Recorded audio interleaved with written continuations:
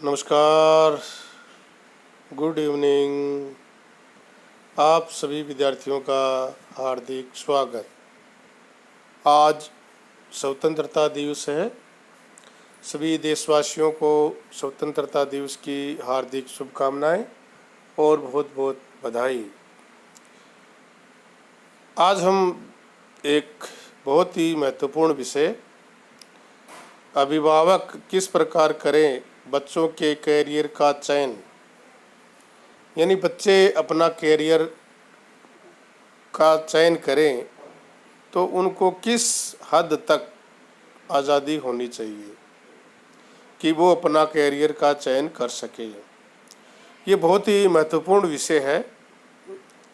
बहुत से विद्यार्थी, बहुत से अभिभावक आते हैं और बातचीत करते हैं तो बताते हैं कि सर इसको क्या करना चाहिए।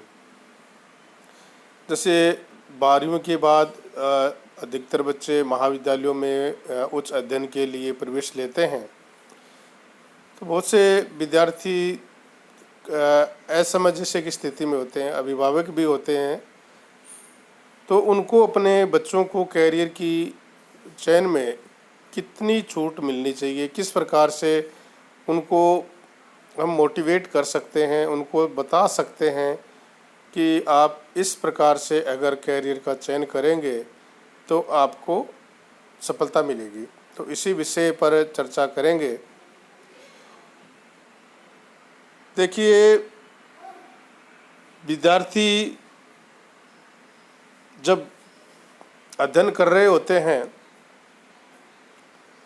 तो उनकी जो एज होती है और उस एज में उनको कैरियर की इतनी समझ नहीं होती है, क्योंकि उनका जो दिमाग है वो बदलता रहता है। उनमें कोई फिक्स कैरियर की चॉइस उनकी नहीं होती है।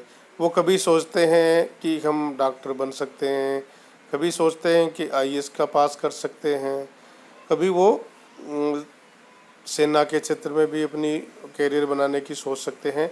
यानी वो जिस चीज़ को देखते हैं, जिसको भी देखते हैं, उसी के अनुरूप बनने का वो सोचते हैं।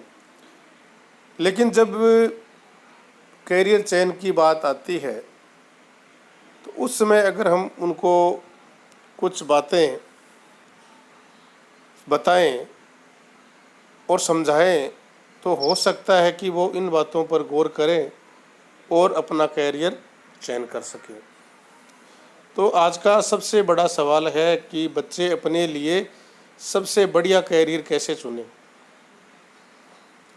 अभिभावक और टीचर्स दोनों के लिए ये चैलेंज रहता है कि स्टूडेंट्स को स्कूल में उनके कैरियर का क्षेत्र चुनने की कितनी आज़ादी दी जाए। फिल्मी दुनिया के महान कैरियर गुरु बाबा रणछोड़ दास, जैसे आपने 3 इडियट्स फिल्म देखी होगी, उसमें गुरु बाबा रणछोड़ दास कहते हैं कि अपने इंटरेस्ट के क्षेत्र में नॉलेज के पीछे भागो तो सफलता अपने आप मिलेगी। वो कहते हैं कि अगर आप अपने इंटरेस्ट के क्षेत्र में नॉलेज के पीछे भागेंगे तो आपको सफलता जरूर मिलेगी, बहुत सफलता आपके पीछे पीछे दौड़ेगी। अब यहाँ पर एक जो महत्वपूर्ण बात है वो है इंटरेस्ट। तो बात करें कि इंटरेस्ट क्या है, कि एक जो यंग स्टूडेंट होता है उसके लिए सबसे पहली चुनौती ये होती है कि अपना वास्तविक इंटरेस्ट क्या है और पता कैसे किया जाए। 14 साल की उम्र में मुझे हर महीने एक नई कैरियर अच्छा लगता है। तो कभी हम सोचते हैं कि डॉक्टर, कभी हम स्पेस टेक्नोलॉजी में वैज्ञानिक बनने, कभी क्रिकेट में, और कभी प्रशासनिक सेवा सिविल सर्विस में जाने की सोचते हैं। तो मैं उस एज में क्या करता हूँ, सबकी तैयारी करता हूँ। निश्चित ही नहीं, उस एज में हम तैयारी नहीं करते हैं, हम सोचते हैं। तो इसके लिए ज़रूरी है कि सीनियर गाइडेंस इम्पोर्टेंट होती है। सीनियर्स जो हमारे होते हैं, जो उस दौर से गुजर जाते हैं, और उनका अनुभव हमारे लिए बहुत महत्वपूर्ण होता है, क्योंकि हम किसी भी फील्ड में जो सक्सेस होते हैं उनके लिए प्रॉपर लॉन्ग टर्म टाइम की प्लानिंग की ज़रूरत होती है। किसी भी काम में अगर हम सफलता प्राप्त करना चाहते हैं तो उसके लिए प्रॉपर लॉन्ग टर्म टाइम की प्लानिंग होनी चाहिए, क्योंकि उससे भी अधिक संपूर्ण जीवन के लिए आप निर्णय जो लेना चाहते हैं उस व्यक्ति पर छोड़ देना जो अभी टीन एज में है, जहां उनके हार्मोन्स बदलते हार्मोन्स के कारण इमोशन की बाढ़ होती है। हम उन बच्चों पर नहीं छोड़ सकते हैं जो अभी टीन एज में हैं, क्योंकि उनके जो हार्मोन्स है वो बदलते हैं और उनके बदलने के कारण इमोशन की बाढ़ होती है। वो अपने साथियों का उन पर दबाव अधिक होता है। ये कितना सही है?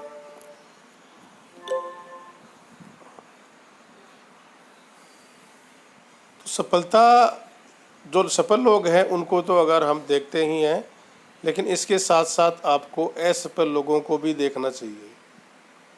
एक बुक है, बहुत ही अच्छी बुक है, the art of thinking clearly के लेखक रोल्फ डबेली लिखते हैं डोबेली लिखते हैं कि अधिकतर लोग किसी भी फील्ड में प्रवेश करने से पहले उस फील्ड में केवल सफल लोगों को देखते हैं, लेकिन राइट डिसीजन लेने के लिए हमें उस फील्ड के जो फेलियर है उनको भी देखना बहुत ज़रूरी होता है।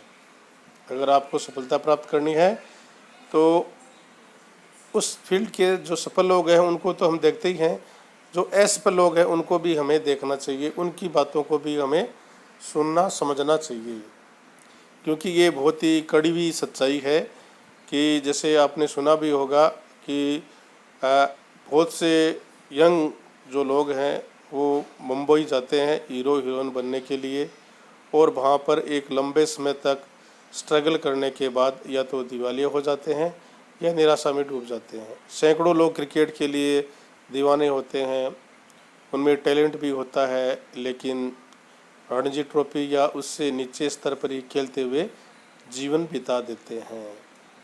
ओलंपिक्स मेडल विनर्स का फाइनलिस्ट स्ट्रगल के किस्से भी आपने सुने होंगे, अपने मेडल बेचकर जीवन यापन करना। हॉकी के महान जादूगर माने जाने वाले ध्यानचंद जी के परिवार ने भी गरीबी देखी है, और ये सब हमने सुना है, क्योंकि ये बहुत सच्चाई बात है। इसके साथ साथ आप एक बात का ध्यान जरूर रखें कि पर्सनल इन्वेस्टमेंट कर सकते हैं क्या। आपने सुना होगा कि शूटिंग में ओलंपिक गोल्ड मेडल जीतने वाले अभिनव बिंद्रा ने एक इंटरव्यू में बताया है कि शूटिंग की प्रैक्टिस करने के लिए उन्होंने ओलंपिक स्तर का शूटिंग रेंज प्राइवेट खर्च करके बनाया। और भारत में कितने परिवार अपने बच्चों को कैरियर में इस प्रकार और इस स्तर पर सपोर्ट कर सकते हैं। इसका मतलब एक बहुत बड़ा एंगल परिवार की फाइनेंशियल जो कैपेसिटी है, क्षमता है, वो भी इसमें बहुत महत्वपूर्ण रोल अदा करता है। इसके साथ साथ अगर आपको सही बात सुननी है, अपने इंटरेस्ट और जुनून के क्षेत्र में कैरियर बनाना है, तो इसमें दो फैक्टर और काम करते हैं। पहला तो ये करता है कि ये किस तरह समाज के लिए उपयोगी हो पाएगा। जो आप काम करने जाते हैं, कैरियर जो आप बनाना चाहते हैं, वो किस तरह समाज के लिए उपयोगी होगा। और दूसरा ये है कि क्या इसमें आप कैरियर बनाकर अपनी आजीविका कमा सकते हैं या नहीं। तो इसके लिए हमारे अभिभावक और स्कूल के लिए जो सुझाव है वो ये है कि अपने बच्चों की पूरी बात सुनें। सबसे पहले बच्चे जो कहना चाहते हैं उसको आपको पूरा ध्यान से सुनना है और उसका मजाक नहीं उड़ाना है। बच्चा जो कहता है उसको पूरा ध्यान से सुने और उसको समझे, उसका मजाक नहीं बनाए। अक्सर गलत तरीके से समझाने पर बच्चे में बच्चे जो रिबेल बनने लगते हैं, निश्चित पेरेंट्स निश्चित अपनी मर्जी बच्चों पर नहीं थोप सकते और उनके कैरियर प्लानिंग में सबसे अधिक यदि किसी चीज़ की ज़रूरत है तो वह है उनकी रजामंदी की है। अगर बच्चे की रजामंदी है तो ही वो अपनी उस क्षेत्र में कैरियर की बात आप उसका चयन करवा सकते हैं। अगर रजामंदी नहीं है तो आप उस पर थोपे नहीं।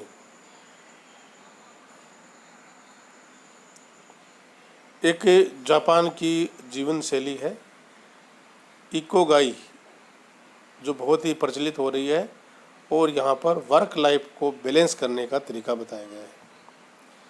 इकोगाई का मतलब होता है मेरे जीवन जीने का मूल उद्देश्य। इसमें क्या करते हैं कि बच्चों में प्रैक्टिकल समझ विकसित करते हैं और भारत की जो वास्तविक स्थिति है, वास्तविक जो परिस्थिति है, उससे अवगत कराया जाता है।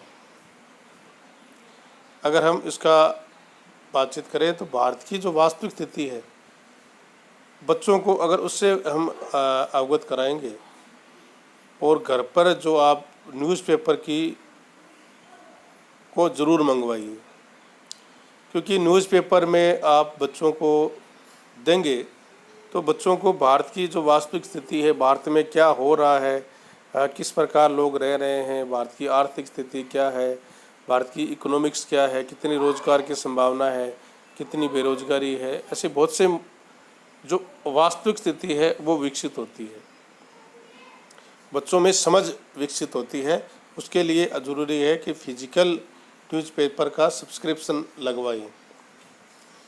कैरियर प्लानिंग से रिलेटेड जो अच्छी बुक है जैसे कि Ikigai, designing for your life, power moves, the 5 AM club, slight edge, find your way आदि आपको पढ़नी चाहिए ताकि आपको इसका नॉलेज हो।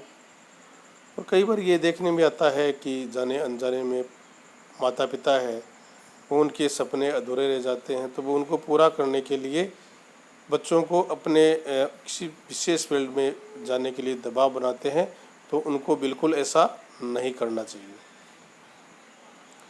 डिसीजन खुद स्टूडेंट को लेने देना चाहिए, क्योंकि ऐसा करने पर आप उसकी केवल मदद कर सकते हैं, क्योंकि चयन बच्चे को ही करके देना चाहिए।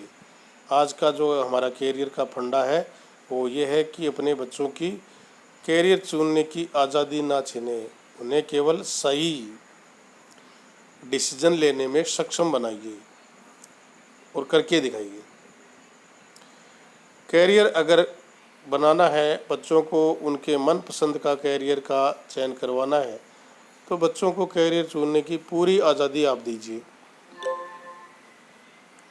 आप उनकी कैरियर चुनने में सिर्फ मदद कीजिए, ना कि उसमें आप अड़ंगा लगाइए। उनको डिसीजन लेने में क्षमता विकसित करिए, तभी आपके बच्चे बढ़ सकते हैं। आप सभी को बहुत बहुत शुभकामनाएं, हार्दिक शुभकामनाएं कि बच्चों को समझ पैदा करें। इसी के साथ एक बात और कि नज़दीकियों में दूर का मंजर तलाश कर, जो हाथ में नहीं है वो पत्थर तलाश कर। सूरज के इर्द गिर्द भटकने से फ़ायदा, दरिया हुआ है गुम तो समुंदर तलाश कर। कोशिश भी कर, उम्मीद भी रख, रास्ता भी चुन, फिर भी उस के बाद थोड़ा मुकद्दर तलाश कर।